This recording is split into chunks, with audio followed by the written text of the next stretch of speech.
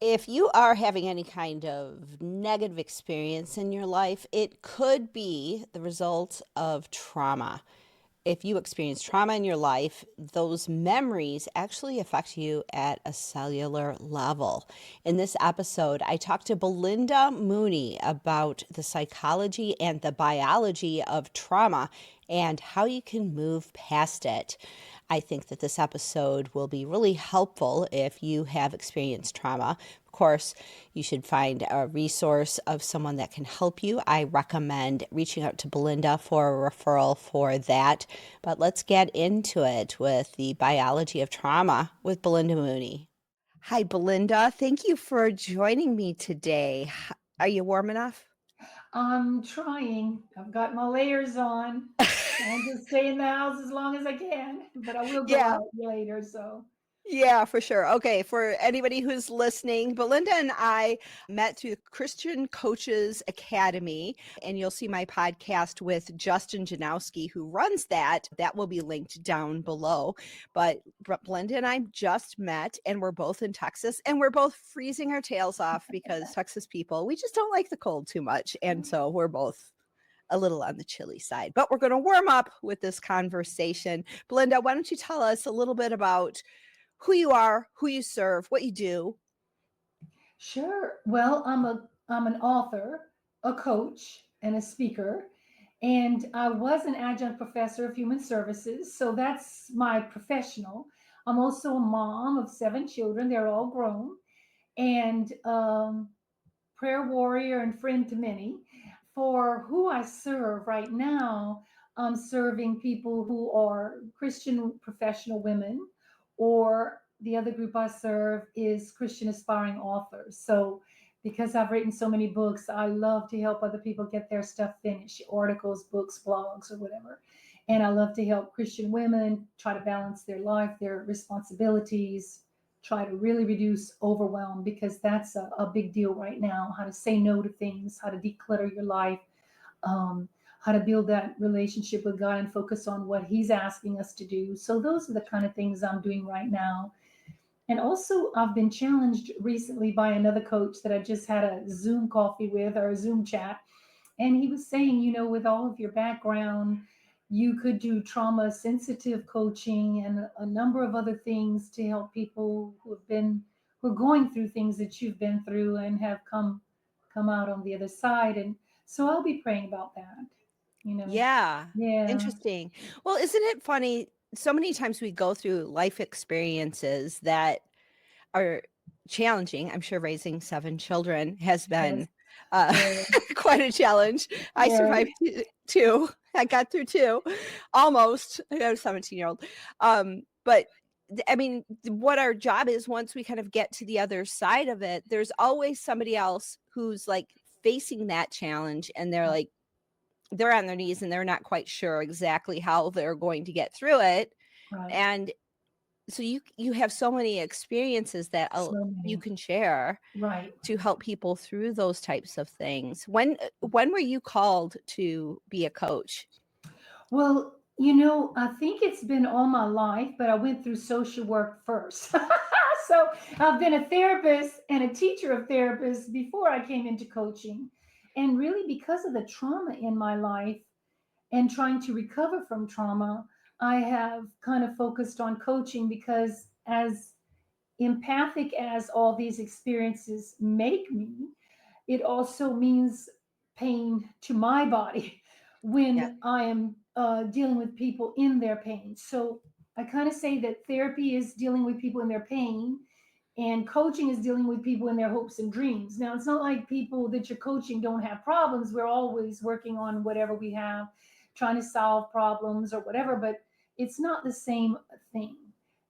Therapy is for when we're really dealing with how those problems have caused us real great pain and woundedness, and we're trying to heal from that woundedness. Whereas coaching is okay, we've kind of healed from that woundedness, and we're going forward with our life. Yeah. Or maybe we see that we're with a coach and we don't see the woundedness yet, but a coach who's someone like me, who is also a therapist, sees it and says, oh, you know what?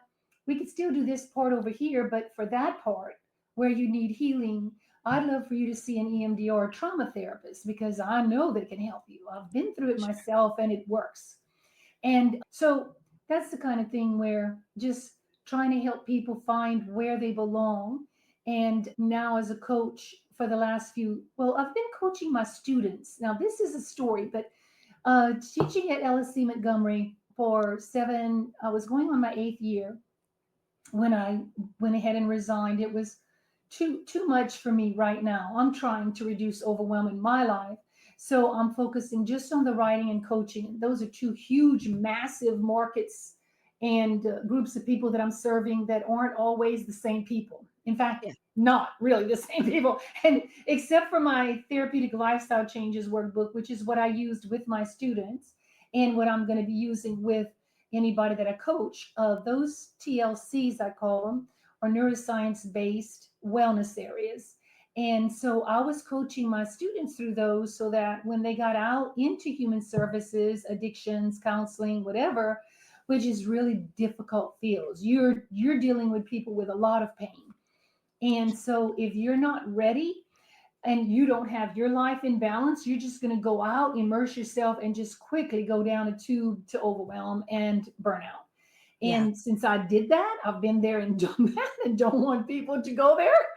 I'm trying to say, you can really benefit from all my mistakes, and I'll just tell them all to you and what I did. And so we'll go from here to there, and you'll never have to experience any of that pain that I did in trying to recover. I honestly worked through mono.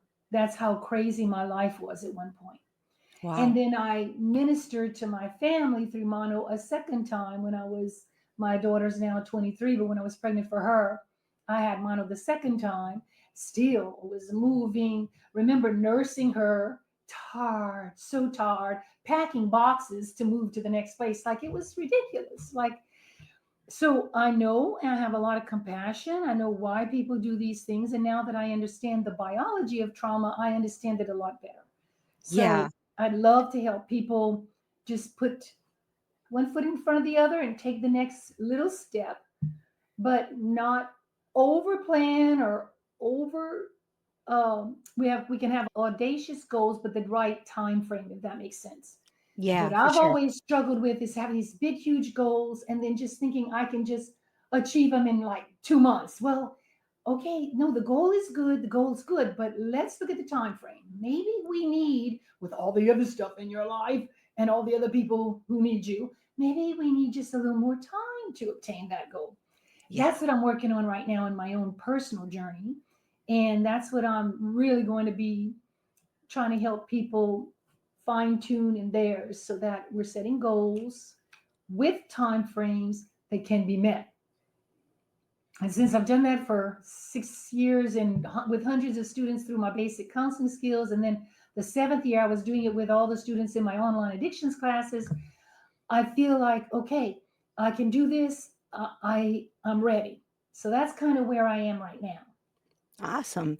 Yeah, You mentioned something I wanna go back to about sure. the biology of trauma. Can Right. you explain a little bit more what you're talking about there? I think I have an idea, but I wanna hear it Sure. from you. Yes, well, you know that there are authors who have written books on trauma, like Gabor Mate and Bessel van der Kerk. Well, I think that's his last name. I always get that last name. But The Body Keeps the Score, that was his book. Yeah. Well, now another doctor, Amy Apigian's just written a book called The Biology of Trauma. And I've been in some webinars with her before. And so I'm reading through the book and I'm understanding that what happens with trauma is the trauma isn't the event or the situation that Yeah. occurred. That was a traumatic event, but the trauma is what you take in, how it affects you, how it affects your thinking about yourself, what you end up believing about yourself. And therapy can only do so much with that. EMDR is fantastic. I went through years of it for all the trauma in my life, and I know how well it works. But the biology of trauma is when your body has now taken in that trauma and it's stored Yeah. it there.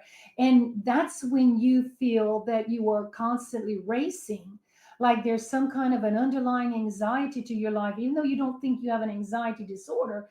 You're just always a little on edge and anxious because the biology of the trauma is still in you. And she describes it like it's even down to your cellular level, in your mitochondria, in your DNA. So there are ways that I now have to learn how to help my body feel safe, so it's not still giving me signals of you need to freeze or you need to shut down. And the other thing that most people don't understand is the fight or flight that most people know about is just really a stress response. It's not the trauma response of freezing and then shutting down. That's when you keep pushing through and pushing through and pushing through, when you feel so tired and so heavy you can't go anymore.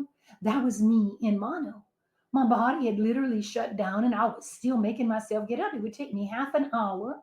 I was sitting in bed praying, God, send your angels to get me up because I've got a job to do and I'm going to school Yeah. with family. I've got to get out of bed. I checked all my depression symptoms. I'm a social worker. I don't have any of that, but I can't get out of the bed. What Hmm. the heck's going on? Well, after the fact, I went to a doctor and she diagnosed mono. Oh, you've had a recent case of mono as per your blood work. And I didn't understand that along with that mono was all the trauma biology of just my body was just shutting down. I just Yeah. couldn't go anymore. But I just kept, because I didn't know, I just kept pushing. And Yeah. now I'm just having to work with a lot of stuff that's in my body that's been there a very long time, pretty much most of my life. And I'm having to now get up and say, no, I don't want this anymore. I want my body to feel the safety because I know that God is protecting me. I have a new life. There's nothing, there's nobody coming at me. There's nothing happening, but I still got to do the steps. So I did the Yeah. steps with the trauma therapy, and now I've got to do the steps with the biology of trauma to finish this whole process. And Yeah. one day I'll be out on the other side of everything. But right now I'm in that second part, working hard to get it finished. Yeah.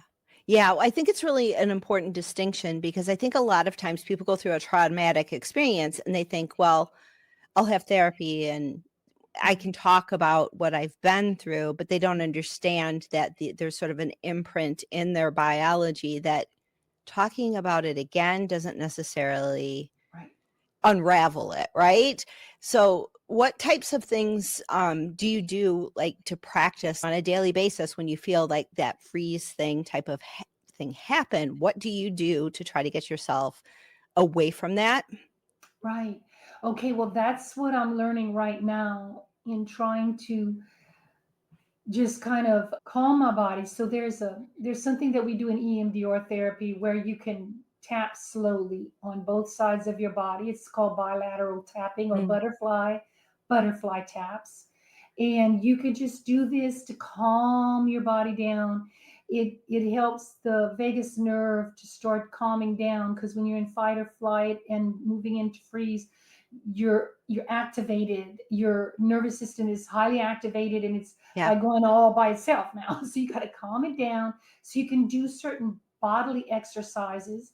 And the other thing I want to go back to that you had said was talk therapy. And I want to really emphasize that talk therapy, for the most part, does not work for trauma. You have to have a right, specific internal family systems or EMDR. Now there's an offshoot of EMDR called brain mapping. You've got a couple of therapies that really work for trauma because they help you process the trauma through. yeah, When you just talk to people about trauma, while you do need to be heard, that's true, continuously talking about it just re-traumatizes yourself. So that's yeah, the unfortunate part, and that's what I didn't know. You could take any trauma that I've been through, but and I saw my mom do this. She had been through a lot of trauma in her life, and it was funny because even to the end of her life, she was still talking about how this incident with that person did this, this, and this. And I'm like, okay, but then I understood that's her trying to keep processing it, but it's never going to work because just talking about it doesn't work. The neural pathways in your brain just keep burying a deeper and deeper trench yeah, with what you're remembering, and it's keeping you in trauma. yeah, So you got to go in, and what I did with the MDR was I had two little tappers, they're called, in my hands. They look like little teardrops, and they're mhm, connected to a wire that goes to a box that my therapist was holding.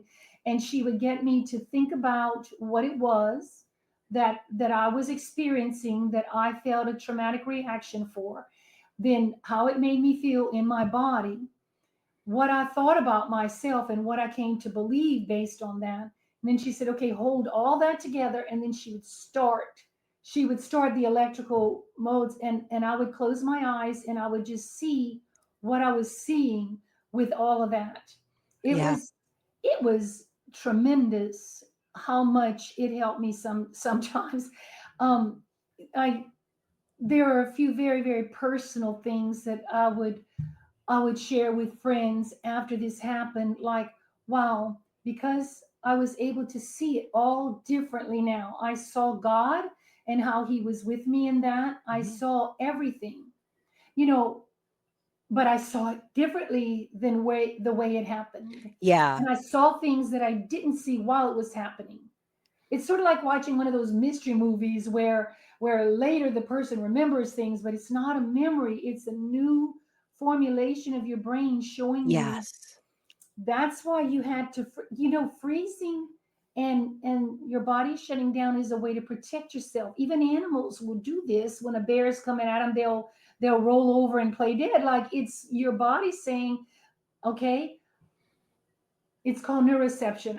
I've looked at all the possible scenarios over here, and the only one that I can see that we're going to survive through is if I do this.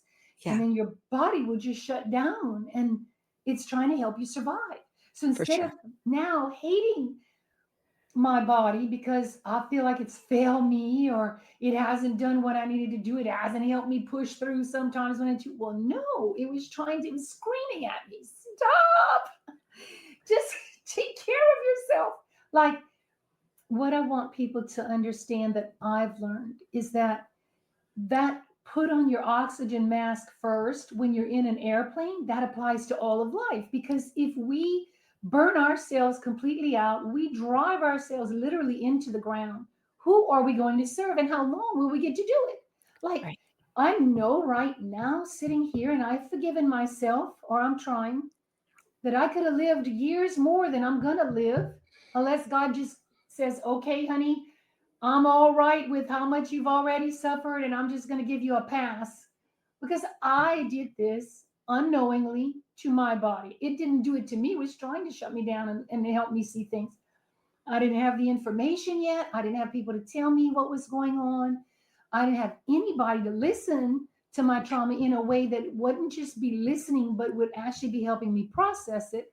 So, for those listening who maybe don't have insurance or can't get to a therapist right away, you can start journaling. Don't talk, write, and hand write it out. Hand write everything. Just, if you want to address it to dear God, dear me, dear so and so, and you're never going to send this to anybody. It could be a letter to the person who traumatized you. But you're starting to get stuff out as you're writing, while you're calling your insurance to see who Yeah. covers EMDR, who's covered for EMDR therapy, et cetera, and getting your appointment set up. But you can start writing, you can start listing all the incidents that you would want to process with a therapist, because there are all kind of small and large traumas in our life. And this is the other thing. What one person might see as a traumatic event, another person might not. Now, everybody would see full scale abuse, and any type of abuse that's full scale, anybody would see that as a traumatic event, I'm sure. But there are other things where maybe somebody was talking about you and you didn't like that, and it really, really hurt your feelings. Okay, yeah, it hurt my feelings, but to heck with them, I've got 10 more friends, right? That could be one person. Whereas another person who is very emotionally sensitive might say, oh my gosh, I thought you were my friend. And it could be a traumatic event. So it's, what do you feel was a traumatic event for you? Write it Mm. down. And until you can process it with your therapist, start writing about it. So that would be a thing that you could actually do, where you could start helping your brain to start processing some of this stuff, and then get yourself in a safe space with someone who knows how to help you process it through EMDR or IFS is internal family systems. Um, and and then hopefully it will eventually get to the end of all the things you need to process, and while you're at it, if you want to read the biology of trauma, so you can be working on the biology that's stuck in your body, you can be doing that as well. Right, right. Yeah. Yeah. It's so important, I think, to realize that the trauma happened in the past, but every time you pay attention to it, every time you remember it, it's like almost sending an electrical current through that experience, and you bring it back Mhm. into the present moment, and you experience it all again. And there's no way of like solving that past until you move forward, until you start remapping things like the therapy that you went through, where you saw things in a different way altogether. It's almost like you have to create that memory in a different way and have new neural pathways set up to handle what that memory is, new frames put on it, new ways of looking at it. And it's really helpful to have a coach or a therapist who understands how the mind works and can help you get through that. So I think all of that advice is just tremendously important. Now, I wanted to ask you too about some of the, because you a lot of the work that you do is giving women voice, giving women a way to tell their stories, because you are also helping lots of people who have books and Yes, are, yes. are so you're bringing a lot of voice to people. And are you finding that like your work that you do on sort of more the therapeutic side, does that help with giving women a voice? Oh, yeah. And again, like right now, I'm not doing therapy, I'm just doing coaching. Yeah. So, what I would do with a person who needs therapy is I would say, you know what, this part of what we're dealing with, I want you to go to someone and use those tappers. Like, because I've Yeah. been there, I know it's going to work for you. That's not what I do, and that's not what I'm certified right now to do. So, what I can do with you is help you set the goals. I'm going to get to a therapist by the end of next week. Let's say we're on Monday of one week and we gave her 2 weeks. Like, so I'll help you set your goals around what you want to do with recovering and doing your healing work with that therapist, or journaling daily while you're waiting, and also even while you're in therapy, just continuing to journal every day, because that'll bring things back to the therapy. And so I can help set all kind of goals with realistic time frames for the people, but the therapy itself will be done with the therapist, you Yeah, know. of course. Yeah. And then I can make recommendations if I ask their permission, because coaches, as coaches, we're not trying to give people advice, we're not trying to make recommendations, but if I ask permission, I know a great book that you could read that could help you deal with this part while they're dealing with that part. Would you like me to share that with you? Yes. Okay. You see, and then I'll make the recommendation. So, but yes, my number one Clifton strength is communication. That's my number one. So whether it's the written word or the spoken word, I love to help people. I guess it's God through me speaking to people where they are, to try to meet them where they are. Because I've experienced a lot of what they've probably experienced, and a lot that many people have not experienced. I I can speak in a way that helps them to understand, that I understand without judgment. Does that make Mm, sense? So I yes. understand without judgment, because I'm going to judge myself first then if I'm judging you, because I've already been there and done all that. And it doesn't help. What helps is to tell yourself the truth about what is happening to you or what has happened, and then what you need to do about that. And it's a little scary because you don't know what all the process is, but other people like myself who have been through the process, who can tell you, oh my gosh, there's so much relief. You're going to feel so much relief. So you're going in Yeah. there, you're terrified. Oh, they're going to make me think of this stuff. Oh no, but right at the same time you're thinking about it, you're processing it. You're not talking about it so that it can overwhelm you again. You're processing it, and you're getting this understanding of who you really were and why you reacted that way. So there's a lot of self-forgiveness. There's a lot of relief. Look, Yeah. one time in one of the things that I was doing, I was processing something, and I was seeing the person that was next to me in the car, and I was seeing a tiger there. Well, no wonder I had this sense of extreme danger, because that's who I was with. Now, I Yeah. wouldn't have said that about that person. And unless I had processed it, I would have never understood that that's who that was. That's who they were for me in that instant. And now I understand, wow, no wonder I acted the way I acted in response, because that was my body and brain saying, this is how you're going to survive this. I was being told to get out of the car in the middle of a foreign city where I didn't even know where I was. I mean, I can't tell you the amount of stress that and overwhelm and everything else that caused me. But as I'm processing, I'm seeing who I was dealing with. I'm seeing how I reacted, and then I'm going, "Wow, that was really smart what you did, Belinda." Like, instead of, "Oh my gosh, I didn't stand up to him the way I was supposed to." Well, no, no, no, no. You don't stand up to a tiger. You do Yeah. evasive maneuvers, and you get yourself safe, and then you can decide how you're standing up to the tiger. And Yeah. so it makes you appreciate the fact that God and you and your body and brain and mind and soul led you out of whatever that traumatic thing was, and it's helped you to survive. So Hmm. now we don't have to be victims anymore. We can be survivors, but not just surviving like, oh, now I got to push through this, like, because we've got this biology of trauma in our body shut down. No, no, we can even deal with that now. Oh, wow. There's a lot of hope there. We can even Yeah. deal with that. Yeah. Yeah. Yeah, Isn't it so interesting that how our even though it might not play out exactly the way that you think it's going to, but even the fight or flight, like you mentioned, it's there to be of service to you. It's almost like everything is there to serve you, even if it's kind of coming out sideways. Like you exactly. might not fully understand why and how, but when you Mhm. can put your trust in put your trust in God, you put yourself Right. in trust in life, the universe, that it's always working out for you, it all makes sense. But how do we I would love your advice on how do we get there to the place where we can trust that it's all working out for our best, even though it feels like it's coming out sideways?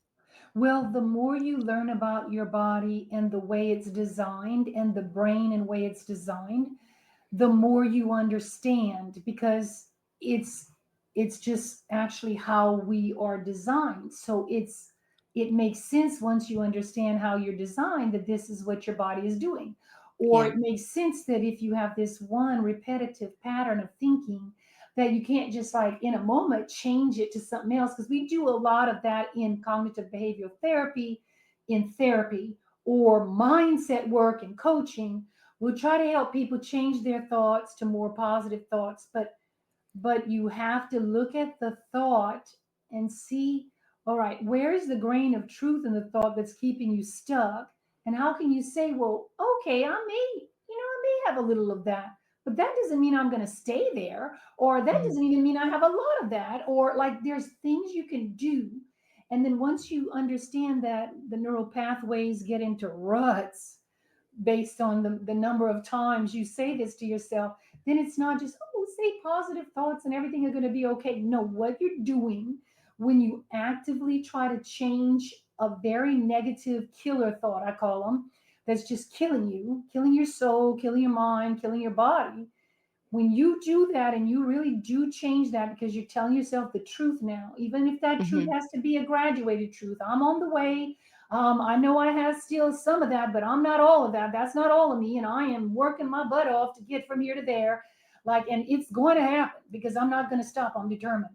Like, when you do that, you're giving your brain a new thing that's true, not the lie that you've been believing that's totally negative about yourself, but a new true thing that it can latch onto. And then, whoa, all of a sudden, the hope, because that thought leads to something. If it's a Mhm. positive thought, it leads to hopefulness, confidence, a desire to want to do something. And then that leads to an action where, okay, I'm really going to do it. Whereas if it's a negative thought, that leads to feelings that are hopeless, self-denigrating, like, oh my gosh, we have all kind of feelings, shame, fear, everything. And then we just either shut down, or we procrastinate, which is a form of shutdown, in my opinion, Sure. or we just go do random projects because we don't know what to do. We just kind of out of Yeah. sorts. So you're training your brain to come back, to tell yourself the truth, and then you're building the new neural pathways with the truth. So eventually, and that thought may keep coming back. You said, get out of here. Get out. Out. I mean, you don't even have to say more than one word. Go. Whatever. And just make it go away because it's not the truth. You have to see what is the real truth about your situation and keep Mhm. saying that to yourself. I will move forward because I'm going to get the people, the resources, the whatever to help me get out of this. So Yeah. for me, God is my first defense because I'm Christian. I go to God and I beg him for the strength and the courage to get up and get going again, begin again. That's what I do. And then, Lord, if there's someone that you need me to find or something I need to do, will bring it to me. And that's when I'll see, oh, this book came out about this, or this webinar is about this, or this coach can help me with that, or this therapist, which I've had, can help me with that. So even after I'd finished all my EMDR therapy, for the most part, I was still having trouble. This is my biology of trauma with my sleep, and I'm still working on the sleep. That's going to be a long-term proposition, I think, because it bothers your sleep so bad. Trauma does that. It takes you years sometime to get out of that. So okay, I went to another therapist who does CBTI.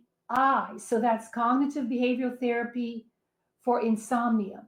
Okay, so I did like three really big sessions with her, spaced apart, where I was doing a bunch of stuff in between them. Usually takes about 6 weeks, and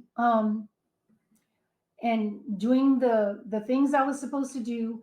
And she's also a trauma therapy, so I know if there's ever anything that comes back up for me, I can just always go back in for EMDR with her now. It's going to be where you're going to find that this thing or that thing is coming up for you, even after you thought you'd finished things. Yeah. Don't despair as long as you are going to say to yourself, I'll just do the next right thing. That's an Al Anon slogan. I'll just do the next right thing. I'm going to just get there. One day I'm going to get there, my mom says. It's going to get there. So just keep doing the next right thing. When you fall, just begin again and just keep trying to tell your mind, your body the truth, and believe that your mind, body, and soul are meant to work together in harmony, and they were designed that way. And it's science and biologically proven that we actually can work with our body to get ourselves well. So that's Yeah. what we're trying to do. Yeah. Very, very interesting.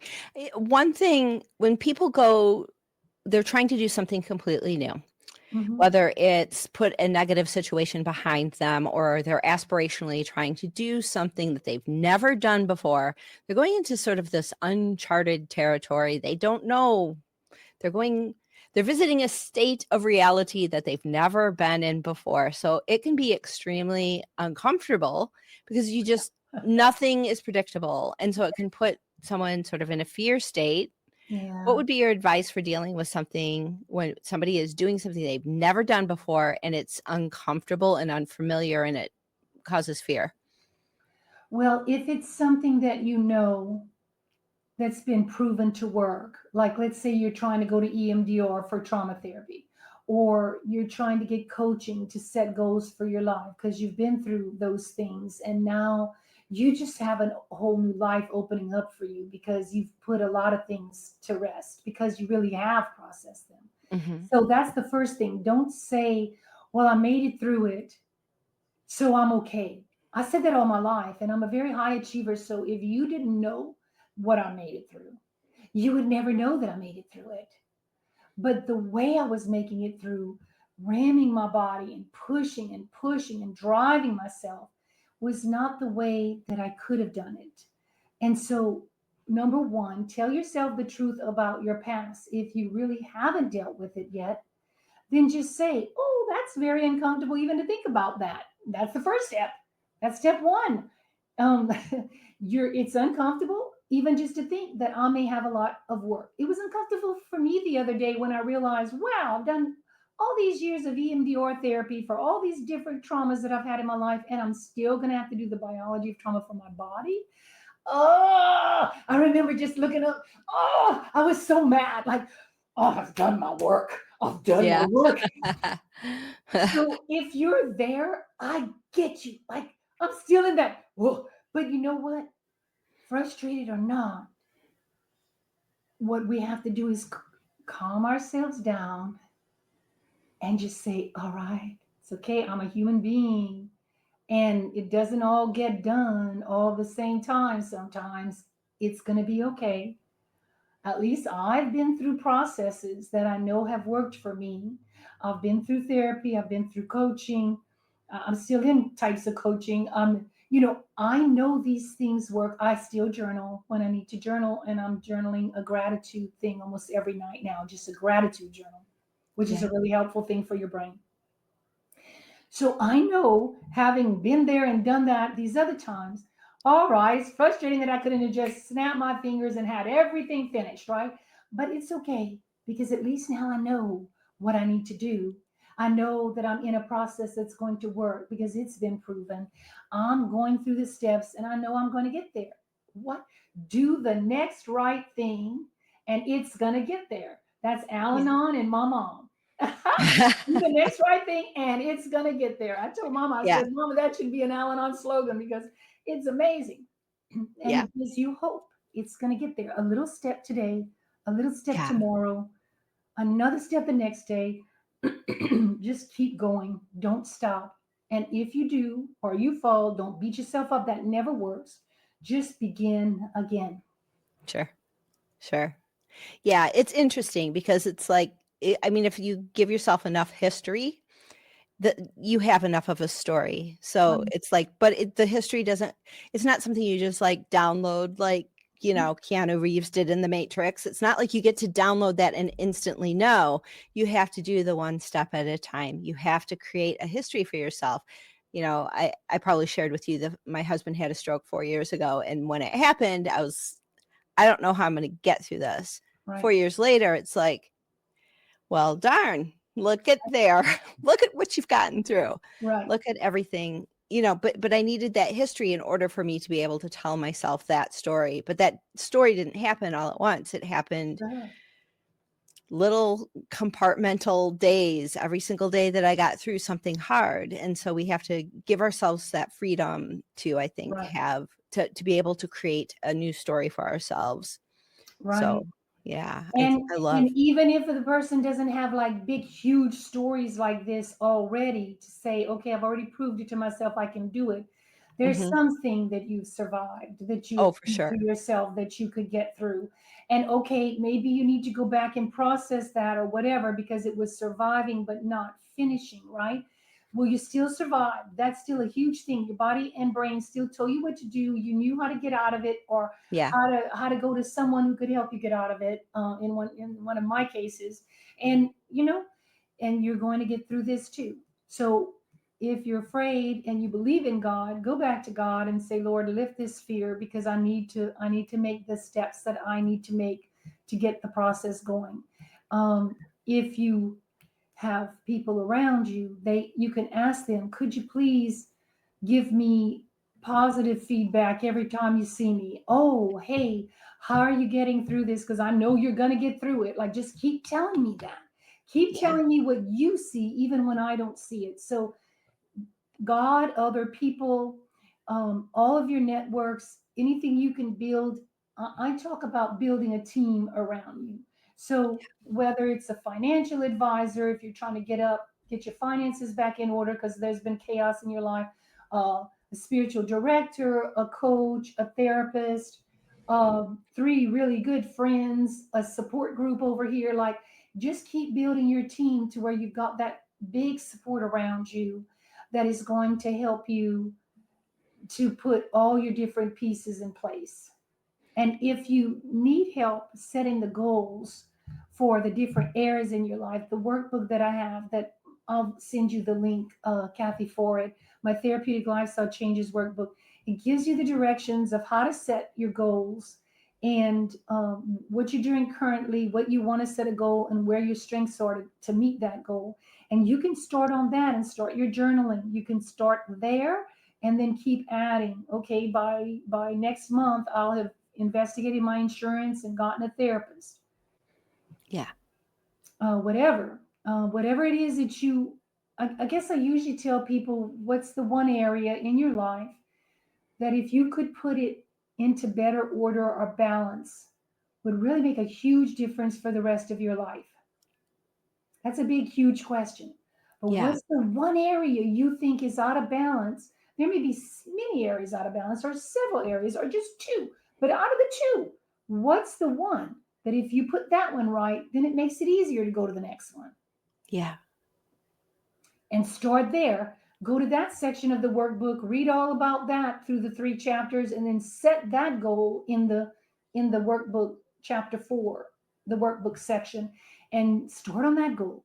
Then when that goal is going and you feel like you've got a handle around that thing and things are starting to calm down again, then you can go to the next area that, okay, if you put that area into balance, it'll make a huge difference in your life, and then go after Yeah. that one.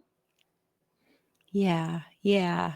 So true. There's just so many things can get impact. Like if your health is not in the best shape, it spills out into your relationship, into your finances, Right, into your work because you don't feel good, and if you're worried about your money all the time, right. it affects your relationship, it affects your work, it affects the way you're sleeping at night, which affects your health. And so it's like if you whatever like area is having the biggest strain on you, it impacts everything else. So if you just focus there, I love that you have that, just like chunk it down into the one thing because One it's thing. spilling out everywhere else. And I think people think, oh well, if I could just solve this one problem, but it's not like, go win the lottery and then everything's perfect and fine. It No, never works that way. It's like some intentionality, how do you really want to give meaning to this area of your life and change it?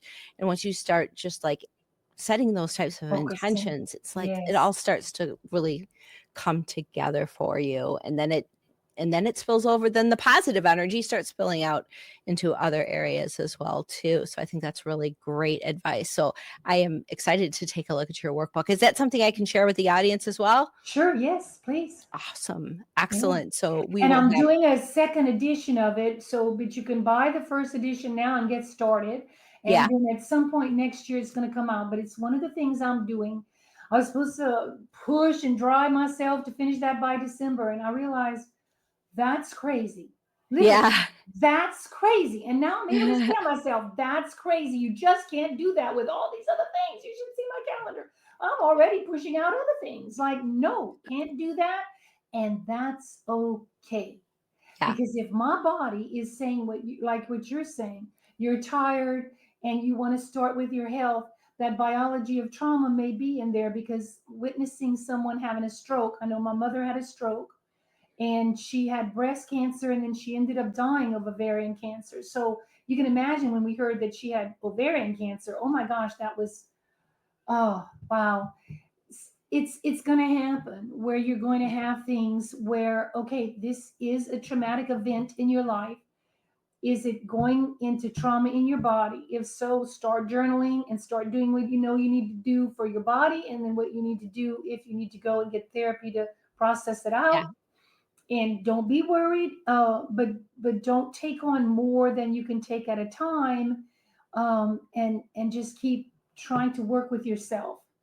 I know Yeah. I want to do all these things. All these things seem to be good to me. But if I kill myself in the process of doing all those things, I'm going to have the stroke. I'm going to have the heart attack. I'm going to not be there for my kids or my grandchildren. So we have to start pacing ourselves better. We're in an endurance race in life. We're Yes. not in a sprint race. And that's been a big, huge, like 360-degree turning thing for me. I was always one of those hares. And now I'm like, oh God, could I just be the tortoise now? Like, trying to figure out that if you just go short and steady, boom, boom, boom, boom, Yeah. boom, you're actually going to get there a lot better than, and then you For sure. just collapse at the end. We don't want to For sure. collapse. We want to be here Yeah. for the long term because whoever is depending on us, including ourselves, is depending on us. And so let's put our oxygen masks on first. Let's really set our life up to have a good balance in all the wellness areas. And when we fall, no big deal. Just begin again, take back your workbook and redo that goal because maybe you didn't put a realistic time frame on it. Okay, no big deal. Like just keep telling yourself, I'm human. I sometimes misread what I can do. Okay, I'm going to just tweak this thing. So let's just keep tweaking and go through life, getting whatever needs to be processed done, and tweaking the rest. And Yeah. one day we'll be done. And hopefully, if you believe in God, you'll be in heaven and it'll be all nice because there's none of this suffering. And all the Yeah. things are healed, everything is healed in heaven. So if you keep For praying sure. and you end up in heaven, well, then everything's healed. Yeah. Yeah. Well, I keep when things get hard, I just kind of shake my head and say, "Jewels in my crown, jewels in my crown." I'm just like, I'm either paying back what bad thing I did, or I'm paying forward, and there's a reward for doing all of this stuff. So I just, day by day, everything will be fine. So Belinda, where can people find you if they want to work with you, if they want more information about your books and your offerings? Where can they find you? Okay, so my website is my full name, belindaterromooney.com. Okay. You can book a call with me there for coaching. You can see all my books. You can also go to Amazon and under my name, if you put in my full name, all the books will come out. And you can also email me. It's my name, Belinda at belindaterromooney.com. So it's the Okay. email that Perfect. goes with the website. So that's a number of ways. And I would really love people to let me know how this has impacted them. This is the first time I've ever talked about all these particular things with Yeah. anyone. And it's something that's burning on my heart. So I'm really happy that you asked me the specific types of questions you did, because I wouldn't have gone as deep into certain things had you not. And I'm very appreciative, Kathy, because I think it's going to help a lot of people Yeah. who are maybe on the same path that I was and didn't see, wow, I could just do something about this. I don't need Yeah. to keep saying, well, I don't want to, I know a lot of people who have gone through trauma may feel like they don't want to give that person more power or they just don't want to remember it. They want to forget it.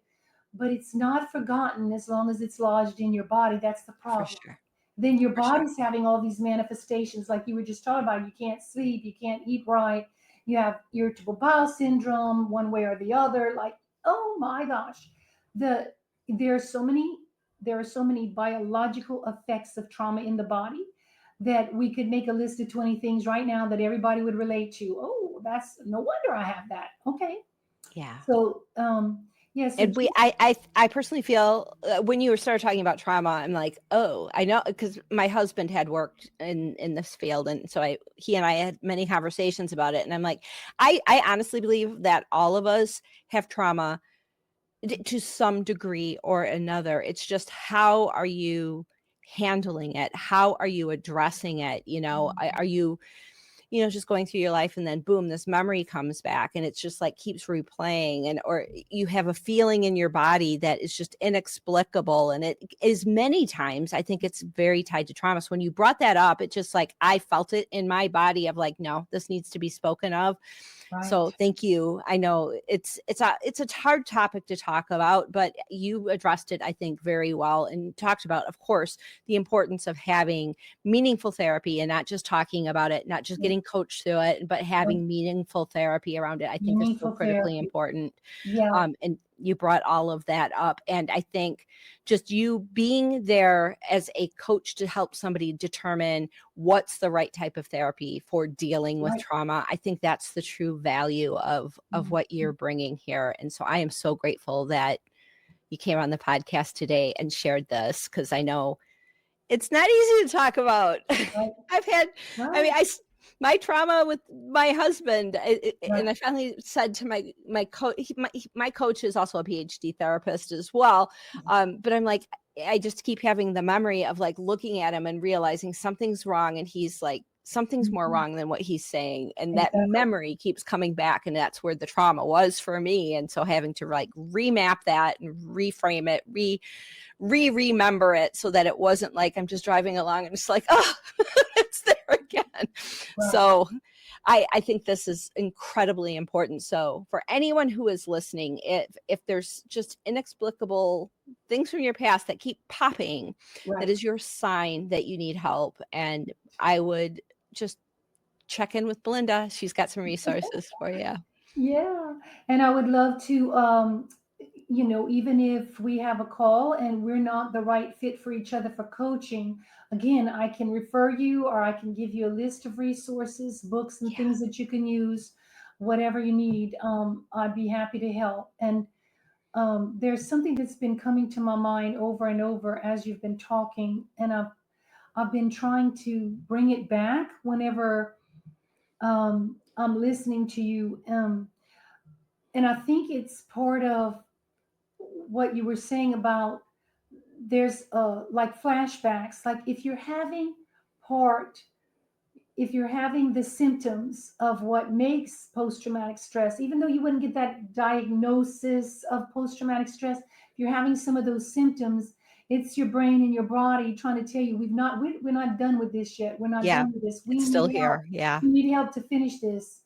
So give your brain and your body the help that they need. Give yourself the compassion you would give anybody else, and get the Exactly. help you need to get it done. Yeah, because Yes, that processing is going to help so much.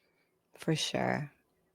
Thank you, Mhm. Belinda. Thank you for being here. Thank you for being such a gift to the world and for You're sharing welcome. everything. It was just such a joy to talk to you on the podcast today. Thank you.